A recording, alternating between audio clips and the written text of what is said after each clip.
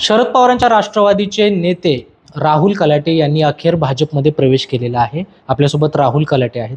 खरं तर तुमचं अनेक दिवसाचं जे प्रयत्न आहेत ते सफल झालेले आहेत. तुम्ही भाजपमध्ये प्रवेश केलेला आहे. कशा पद्धतीनं आता पुढचं नियोजन असणार आहे, कशी रणनीती असणार आहे?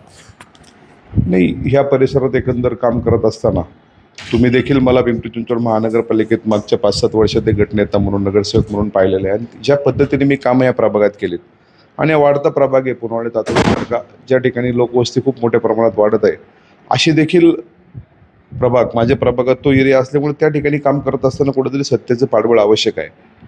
आणि त्या लोकांना कुठेतरी पुढे नेत असतात. मी सर्व्हिस रोड असतील, असंख्य कामं जी आहेत, जी आजही पेंडिंग आहेत, तर ती करत असताना कुठेतरी एक पाठबळ आपल्या पाठीशी असावं. आणि ते मला आदरणीय देवेंद्रजी असतील, आदरणीय रविभाऊ असतील, या सर्वांनी आश्वस्त केलं की तुझ्या भागात कुठल्याही गोष्टीची किंवा तुझ्या परिसरात किंवा पिंपरी चिंचवड महानगरपालिकेत सुद्धा आपण पाहिलं, आमच्या इथं एक कॉलनी आहे, त्यातनं एक DP करताना रोड गेला आहे, थेरगावमध्ये काय, असे असंख्य प्रश्न आहेत जे मला आज त्यांच्याशी बोलता येतील.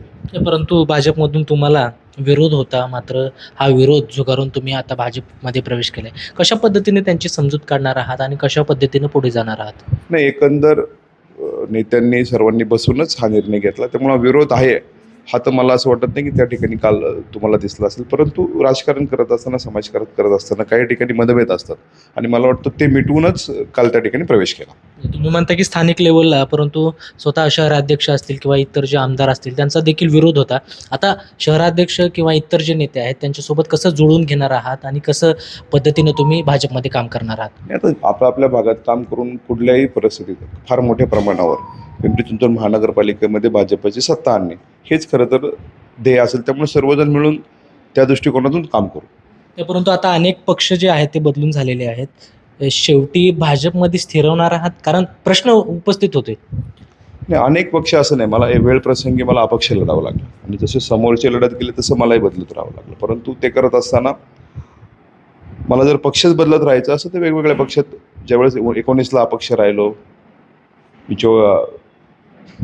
पोटनिवडणुकीला अपक्ष राहिलो, त्यावेळेस मी एखाद्या पक्ष स्वीकारला असतं. परंतु कायम काम करत असताना पब्लिकला समोर ठेवून, लोकांना काय हवं ते करत त्यांना समोर ठेवून मी काम केलं. त्यामुळे पक्ष बदलण्याचा प्रश्नच उद्भवत नाही. अनेक वर्षांपासून ज्या जगताप परिवाराच्या विरोधात तुम्ही लढत राहिलात, त्या आमदार शंकर जगताप यांनी तुमचं कौतुक केलं. ज्यावेळेस तुम्ही म्हणजे 100 पार करू असं म्हणत होते भाजप, आता मात्र कलाटे आलेत आणि आता 125 पार करू. कसं बघता याकडं? नाही, शंकर आणि माझा फार पूर्वीपासूनचा संवाद आहे, जो आपल्यालाही माहिती आहे. जरी आम्ही एकमेकांसमोर लढलो तरी कधीही मनभेद झाले नाही आणि आमचा डायलॉग कायम होता. तो होत असताना आज मला मानणारे ह्या चिंचवड विधानसभेतले कार्यकर्ते, त्यांना मानणारे कार्यकर्ते, पक्षांना मानणारे कार्यकर्ते, हे जर एकजुटीने लढले तर निश्चितच खूप मोठं टार्गेट आम्ही अचीव करू. तर हे होते राहुल कलाटे. खरं तर ज्या अनेक दिवसांपासून खरं तर त्यांना भाजपमध्ये यायचं होतं आणि ती जी प्रक्रिया आहे ती काल पूर्ण झाली आणि आगामी काळात महानगरपालिकेवर सत्ता मिळवून आणू असा जो विश्वास आहे तो राहुल कलाटे यांनी व्यक्त केलेला आहे. कृष्णा पांचाळ, मुंबई तक, पिंपरी चिंचवड.